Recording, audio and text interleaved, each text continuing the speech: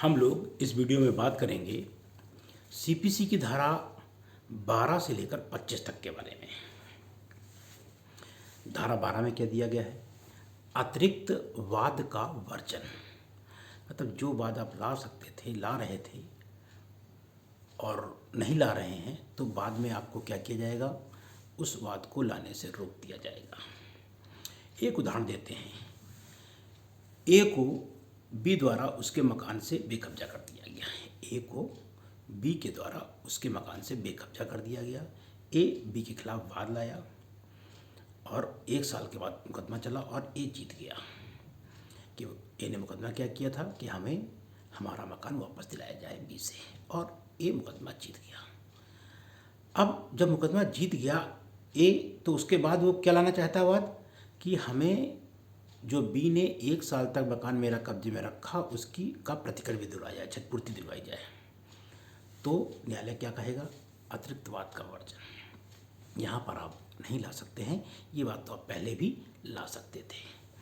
तो यदि आप सेक्शन देखें तो कहाँ कहाँ वर्णित है? 11 में है, रेस जुडिकेटा हो गया। 12 ही है आपकी, 21 ए हो गया। आप 21 ए के अलावा 47 एक में आएगा, निष्पादन की कार्यवाही के लिए बाद नहीं लाएंगे, उसी बाद में होगा आपका। 47 के बाद यदि आप देखें तो 94, 95 2 में है और 144 में है। यहाँ पर अतिरिक्त वाद के वर्जन के बारे में दिया गया है। धारा एक बार फिर से बोल देते हैं। 11 हो गया, 12 हो गया, आपका 21 ए हो गया, 47 1 हो गया, 95 2 हो गया और 144 हो गया। ये अतिरिक्त वाद के वर्जन वाली धाराएं हैं। इसी प्रकार आदेश में है, आदेश 2 नियम 2, आदेश 9 नियम 9 में है, आदेश 22 नियम 9 में है, आदेश 23 नियम 1 में है। ये वो आदेश हैं जहाँ पर अतिरिक्त वाद के वर्जन की बात कही गई है। अंदर आप डिफाइन करके पढ़ेंगे तो और भी पढ़ा जा सकता है। ये तो है आपका सेक्शन 12। 13 में क्या है? विदेशी निर्णय कब निश्चायक नहीं होगा? समानता निश्चायक होता है, किन परिस्थितियों में निश्चायक नहीं होता है? तो ये 6 परिस्थितियाँ दी गई हैं 13 में। क्या? नंबर 1, यदि निर्णय किसी ऐसे न्यायालय ने दिया है जो सक्षम नहीं था, या न्यायालय ने जो निर्णय दिया है गुणागुण के आधार पर नहीं था, या इस ऐसे न्यायालय ने निर्णय दिया है जो अंतर्राष्ट्रीय अशुद्ध बोध की आधारित थी और भारत में वो मान्यता प्राप्त नहीं थी।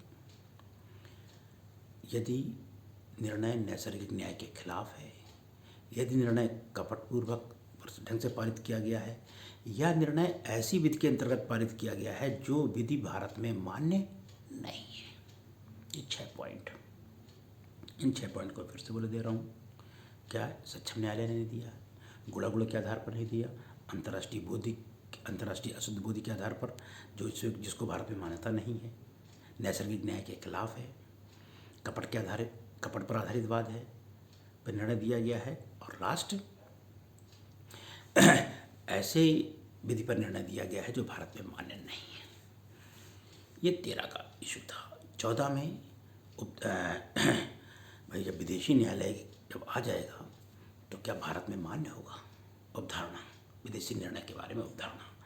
कोई भी विदेशी निर्णय जब भारत में प्रस्तुत किया जाएगा तो न्यायालय क्या मानेगा? ये सही है जब तक कि आपत्ति नहीं की जाती है।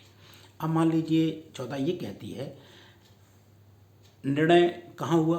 इंग्लैंड में। भारत में आप अप्लाई कराना चाहते हैं तो कहाँ कराएंगे और कब कराएंगे? तो जब भी निर्णय आए इंग्लैंड में, उसके 3 साल के अंदर, लिमिटेशन पीरियड कितना है? 3 वर्ष। 3 साल के अंदर, और मान लीजिए विषय वस्तु यहाँ स्थित है जिस न्यायालय में, तो वो डिस्ट्रिक्ट कोर्ट में, डिस्ट्रिक्ट जज के यहाँ कराएंगे। खासकर ये 44 और 44 ए धाराओं में इसको स्पष्ट रूप से वर्णित किया गया है। जो प्रश्न बनता है, विदेशी न्यायालय ने निर्णय दिया है, भारत में मान्य होगा कब तक? जब तक कि कोई इस पर आक्षेप नहीं किया जाता है, और जो व्यक्ति इसे भारत में निष्पादन कराना चाहता है तो डिस्ट्रिक्ट कोर्ट में वो आवेदन करेगा। 15 में क्या है? 15 में ये दिया गया है कि कोई भी वाद दाखिल होगा तो होगा कहाँ? वाद कहाँ पे दाखिल होगा? तो सबसे पहले कहाँ होगा? सबसे निम्न न्यायालय में वाद दाखिल किया जाएगा। ध्यान करिए, प्री में क्वेश्चन आता है किस श्रेणी के में न्यायालय में वाद दाखिल होगा, सबसे निम्न श्रेणी के न्यायालय में वाद दाखिल होगा। सीधे सुप्रीम कोर्ट ना चले जाना, इसका मतलब ये हुआ। अब 16, 17, 18 अचल संपत्ति से मामले समझाए जाएंगे। 19 में शरीर और जंगम संपत्ति के बारे में है, और 20 में जो 16, 17, 18, 19 में नहीं आते हैं वो 20 में वाद समझाए जाएंगे। 16 में क्या है कि वाद कहाँ पे लाया जाएगा, जहाँ विषय वस्तु स्थित है। उदाहरण के तौर पे यदि भाटक वाला वाद है तो जहाँ किराएदार रह रहा है वहाँ पर है, भाटक वसूल नहीं है। बंटवारे वाला वाद है तो संपत्ति जहाँ पर स्थित है वहाँ चले जाएंगे। अब पता लगा कि मोचन वाला वाद है या प्रोबंध वाला वाद है या कुर्की वाला वाद है तो जिस स्थान पर है उस स्थान पर वाद लाया जाएगा। ये कहती है धारा 16। 17 क्या कहती है, अब पता लगा कि एक व्यक्ति की संपत्ति 3 जिलों में स्थित है। अरे कानपुर में हो गया, जालौन में हो गया, झांसी में हो गया, 3 जिलों में स्थित, तो फिर आदमी वाद कहाँ लाएगा। यदि विषय वस्तु एक से अधिक न्यायालयों में स्थित है तो व्यक्ति वाद किस न्यायालय में लाएगा। 17 में ये बताया गया है कि 3, जैसे कानपुर में संपत्ति स्थित थी, जालौन में और झांसी में, तो तीनों में से किसी भी न्यायालय में वाद ला सकता है। बात बस शर्त इतनी है कि पूरी संपत्ति आप कलेक्ट करना, पूरी संपत्ति 10 करोड़ की होती है तो फिर आप डिस्ट्रिक्ट कोर्ट में वाद लाओ, चाहे कानपुर में, चाहे जालौन में, चाहे झांसी में। पूरी संपत्ति की वैल्यू के बराबर जिस न्यायालय में वाद लाना है उसी न्यायालय में वाद लाएंगे, जो उतनी संपत्ति की वैल्यू का न्यायालय वाद सुनने में सक्षम हो वो न्यायालय। ये कहती है कि 17। 18 में क्या कहती है कि पता लगा कि सीमा असंदिग्ध है कि यहाँ पे वाद लाया सकता है कि कानपुर में कि फतेहपुर में, तो फिर आप कहीं भी ला सकते हैं। ये 18 हो गया। 19 में क्या है, शरीर, जंगम और चल वस्तु, शरीर और जंगम वस्तु के खिलाफ। अब पता लगा एक आदमी रहता कानपुर में है और विवाद गया कलकत्ता में, 2 आदमी को मार आया, संपत्ति के बारे में मार आया और फिर कानपुर आया। जो आदमी बी पिटा, मतलब ए कानपुर में, बी कलकत्ता में रहता है, ए बी को उसने कलकत्ते में मारा, तो बी कलकत्ते में पिटा तो बात कहाँ लाएगा, या तो कलकत्ते में। तो ध्यान रखना जहाँ मामला घटना घटित हुई है या फिर जहाँ प्रतिवादी निवास करता है, यही चर्चा हम 20 में भी करेंगे। वो हो गया, ये हो गया आपका मतलब शरीर और जंगम संपत्ति के बारे में। 19 अन्यवाद में जरा समझा दें कि पता लगा नोट्स के बारे में। 20 में क्या कहती है कि ए कानपुर का रहने वाला है, बी दिल्ली का रहने वाला है, सी शिमला का रहने वाला है। 3 लोग हैं, ए कानपुर, बी दिल्ली और सी शिमला का। तीनों लोग बनारस में मिले और एक समझौता पत्र तैयार हुआ और बी और सी ने ए को समझौता पत्र दे दिया और बाद में फिर बी और सी ने उसको भंग कर दिया। अब ये बात कहाँ लाई, समझौता पत्र कहाँ तैयार हुआ था, बनारस में। ए रहता कहाँ है, कानपुर में। बी कहाँ रहता है, दिल्ली में। सी कहाँ रहता है, तो शिमला में। ए कानपुर में रहता है तो कानपुर में वाद नहीं ला सकता। जहाँ आंशिक वाद हेतु कहाँ तैयार हुआ, समझौता कहाँ हुआ था पूर्णतः बनारस में, तो बनारस में ले आए या दिल्ली में ले आए या शिमला में ले आए। तीनों में से कहीं पर भी वाद ला सकता है। इसके अलावा इसमें बहुत लंबी सी पैराग्राफ दे रखे हैं कि एजेंटों के बारे में बात कहाँ लाएंगे, मानहानि के बारे में बात कहाँ लाएंगे, पत्नी कहाँ वाद लाएंगे। ये हम लोग पहले भी चर्चा कर चुके हैं, पत्नी कहीं वाद ला सकती है। ये कहती है धारा 20। अब 21 क्या कहती है, 21 ये कहती है स्थान के बारे, वाद लाने के स्थान के बारे में आक्षेप। वाद लाने के स्थान के बारे में आक्षेप मतलब जब कोई व्यक्ति वाद लाने के स्थान के बारे में आक्षेप अपील या पुनरीक्षण न्यायालय में तब तक नहीं कर सकता। कोई व्यक्ति वाद लाने के स्थान के बारे में आक्षेप अपील या पुनरीक्षण न्यायालय में तब तक नहीं कर सकता जब तक कि ऐसा आक्षेप प्रथम बार के न्यायालय में उसने विवादक स्थिर होते समय या उससे पहले ना की हो और जिसके परिणाम स्वरूप असफलता ना हुई हो। अब इसके एक उदाहरण बता दें। ध्यान रखिएगा, वाद लाने के स्थान के बारे में है, समय सीमा की परिसीमा के बारे में है और डिक्री के निष्पादन के बारे में है। तीनों पे चर्चा कर देंगे। जमीन स्थित थी पुणे में और वाद ले आए कहाँ पे? दोनों पक्षकार सूरत में। ए बी वाद कहाँ ले आए? सूरत में। और सूरत डिस्ट्रिक्ट कोर्ट में वाद ले आए। जब सूरत डिस्ट्रिक्ट कोर्ट में वाद ले आए, ए जीत गया और बी हार गया। जो हार गया वो कहाँ जाएगा? वो तो अपील करेगा। वो पता लगा अपील कहाँ कर रहा है? गुजरात हाई कोर्ट में। तो गुजरात हाई कोर्ट में जब अपील करने गया तो गुजरात हाई कोर्ट ने पूछा कि भाई साहब, ये जो आप क्या कह रहे हैं? अच्छा, गुजरात हाई कोर्ट में उसने अपील क्या की? साहब, हमारा जो मुकदमा चला वो सूरत में चला और जबकि विषय वस्तु कहाँ पर स्थित है? पुणे में। अर्थात सूरत डिस्ट्रिक्ट कोर्ट को वाद सुनने के स्थान की अधिकारिता नहीं थी, अर्थात सुन किया जाए। इस बात को लेके बी महोदय जो हारे थे मुकदमा, वो कहाँ पहुँचे? गुजरात उच्च न्यायालय में। गुजरात उच्च न्यायालय ने ये कहा किससे? बी से, कि यह बात आपने क्या सूरत में, जहाँ का उच्च न्यायालय आप जहाँ के निर्णय पर आप आए हुए हैं, सूरत में उच्च न्यायालय में सूरत के डिस्ट्रिक्ट कोर्ट में ये बात आपने उठाई थी कि सूरत के डिस्ट्रिक्ट कोर्ट को वाद सुनने के स्थान की अधिकारिता नहीं है क्योंकि विषय वस्तु कहाँ स्थित है? पुणे में। तो बी कहते हैं कि नहीं सर, अब वहाँ तो नहीं उठाई थी। तो फिर आप अब क्या है? अपील में या पुनरीक्षण न्यायालय में नहीं उठा सकते। मतलब 21 की भाषा स्पष्ट है। वाद लाने के स्थान के बारे में आक्षेप अपील या पुनरीक्षण न्यायालय में तब तक नहीं उठाई जा सकती जब तक कि ऐसा आक्षेप प्रथम बार के न्यायालय में विवादक स्थिर होते समय या उससे पहले न उठाया गया हो और जिसके फलस्वरूप असफलता न हुई हो। ये 21 में वर्णित है। अब 21 में धन संबंधी परिसीमा के बारे में भी आक्षेप है। यदि पहली बार आपने पहले बार के न्यायालय में नहीं उठाया है तो अपील और पुनरीक्षण में नहीं उठा सकते हैं। यही बात डिक्री के निष्पादन के बारे में आक्षेप अपील और पुनरीक्षण न्यायालय में तब तक नहीं उठाई जा सकती जब तक कि ऐसा आक्षेप प्रथम बार के न्यायालय में कब? विवादक स्थिर होते समय या उससे पहले नहीं उठाए हो और जिसके परिणाम स्वरूप असफलता न हुई हो। ये 21 है। अब 21A में आते हैं। 21A में क्या है भाई? हम लोगों ने 21 में कहा वाद लाने के स्थान के बारे में आक्षेप अपील और पुनरीक्षण न्यायालय में नहीं उठाया जा सकता। 21A में क्या है कि वाद लाने के स्थान के बारे में आक्षेप की डिक्री को आपास्त कराने के लिए वाद। अब ए और बी सूरत में मुकदमा लड़े, ए जीत गया, बी हार गया, हाई कोर्ट गया तो वहाँ तो रिलीफ मिली नहीं। अब बी ने चालाकी क्या की? 21 ये कहती, उसने फिर सूरत में ही मुकदमा दाखिल किया कि आपको वाद लाने का स्थान का आक्षेप नहीं था, आपको अधिकार नहीं था, इसलिए डिक्री आपास्त कर दी जाए। तो क्या हो जाएगा? अतिरिक्त वाद का वर्जन। अर्थात वह व्यक्ति जो हारा है बी सूरत में तो दूसरा वाद भी नहीं ला सकता क्योंकि यह तो आप पहले उठा सकते थे। ये चीज़ है 21A में। 22 में क्या है? 22 में वाद 2 या 3 जगह पर लाया जा सकता है। कहाँ पर? या तो धारा 16 हम देखेंगे या फिर 20 देखेंगे। भाई 20 में हमने देखा था वाद कहाँ आ रहा था? कानपुर का व्यक्ति था। समझौता कहाँ हुआ था? बनारस में।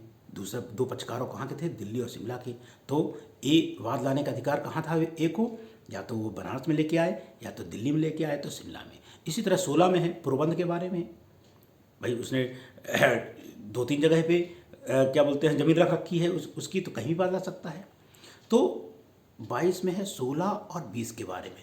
प्रतिवादी न्यायालय में आवेदन करता है कि साहब ए ने चूँकि बनारस में वाद लेके आए हैं और हम दिल्ली में रहते हैं और सी बनारस में रहता है, सी रहता है शिमला में, और जबकि ए का घर भी ए को पास पड़ेगा दिल्ली, वहाँ मुकदमा कर दे।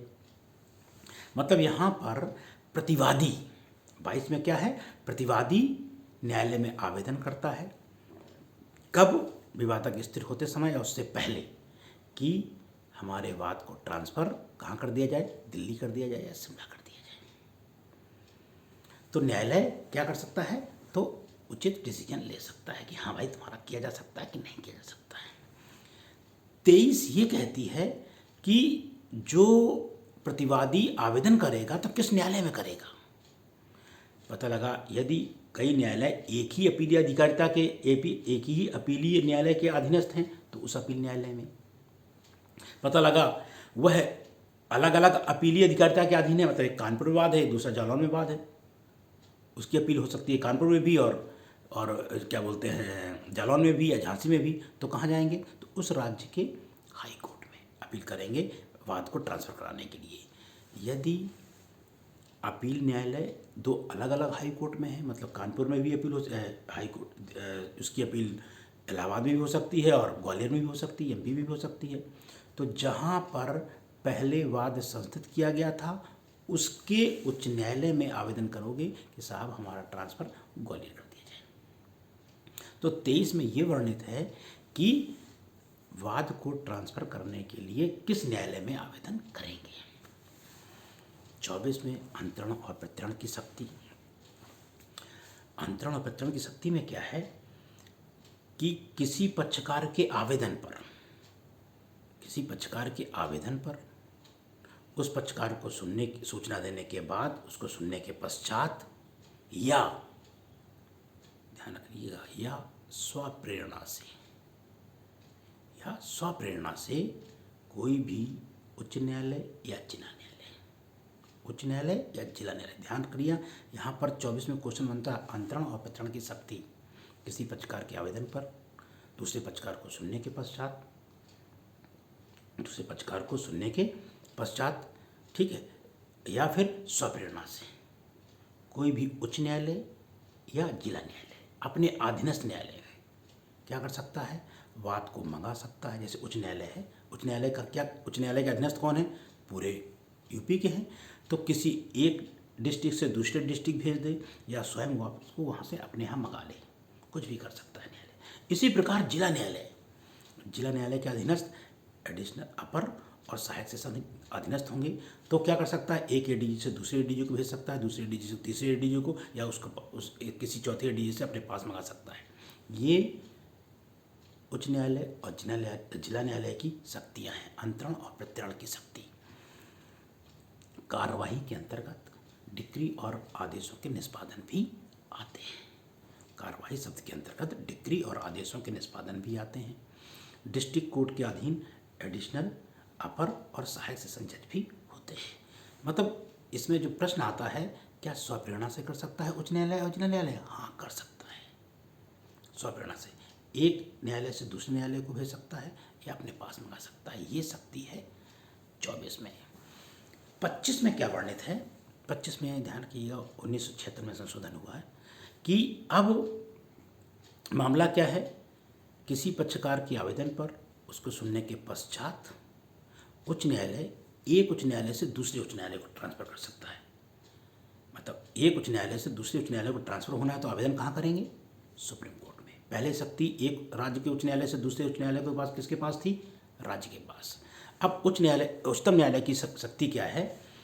जब कोई व्यक्ति उच्चतम न्यायालय में आवेदन करता है, ऐसे पक्षकार को सुनने के पश्चात न्यायालय को लगता है कि न्याय के लिए आवश्यक है कि हमें ट्रांसफ़र करना चाहिए, एक उच्च न्यायालय से दूसरे उच्च न्यायालय को कर सकता है सुप्रीम कोर्ट, और एक उच्च न्यायालय के जिला न्यायालय से दूसरे उच्च न्यायालय के जिला न्यायालय को कर सकता है। मतलब एक उच्च न्यायालय से दूसरे उच्च न्यायालय को ट्रांसफ़र करना है तो शक्ति किसके पास है? सुप्रीम कोर्ट के पास है। ये 25 कहती है। और जब ऐसा आवेदन देगा कोई तो समावेदन द्वारा देगा और शपथ पत्र पे लिख के देगा। ठीक, मतलब सुप्रीम कोर्ट के पास क्या शक्ति है? एक उच्च न्यायालय से दूसरे उच्च न्यायालय को और एक उच्च न्यायालय के जिला न्यायालय से दूसरे उच्च न्यायालय के जिला न्यायालय को कर सकता है। और ऐसा आवेदन समावेदन द्वारा दिया जाएगा और शपथ पत्र से समर्थित होगा। अब पता लगा कि एक उच्च न्यायालय से अब इलाहाबाद हाईकोर्ट से जयपुर हाईकोर्ट भेजा गया, तो मामला शुरू से कहाँ से शुरू होगा? वहाँ मामला यहाँ पर क्या है? किसी भी प्रकरण में है, कर सकता है भाई। 25 में क्या है? हो सकता है किसी भी प्रकरण में है, जबकि वहाँ ट्रांसफ़र कराना था कहाँ पे? 22 में, तो विवादक स्थिर होने के पहले ट्रांसफ़र होगा 22 वाले मामले में। तो पता लगा कि एक उच्च न्यायालय से इलाहाबाद से जयपुर भेजा गया, जहाँ तक इलाहाबाद हाईकोर्ट में मामला हो चुका था उसी के आगे वो देख सकता है या फिर पुनः देख सकता है। अब पता लगा आवेदन दिया। एक पक्षकार ने आवेदन दिया कि हमारा ट्रांसफ़र मामले का इलाहाबाद हाई कोर्ट से जयपुर कर दिया जाए, और उसका आवेदन खारिज हो जाता है और न्यायालय को लगता है कि इसने ज़बरदस्ती किसी व्यक्ति को परेशान करने के लिए किया है, तो उस पर 2000 रुपये का जुर्माना सुप्रीम कोर्ट लगा सकता है। ये मामला था आपका 25। हमने बात कहाँ से की? 12 से लेकर 25 तक। ये वीडियो कैसा लगा देखें और ज़रूर बताएं। धन्यवाद।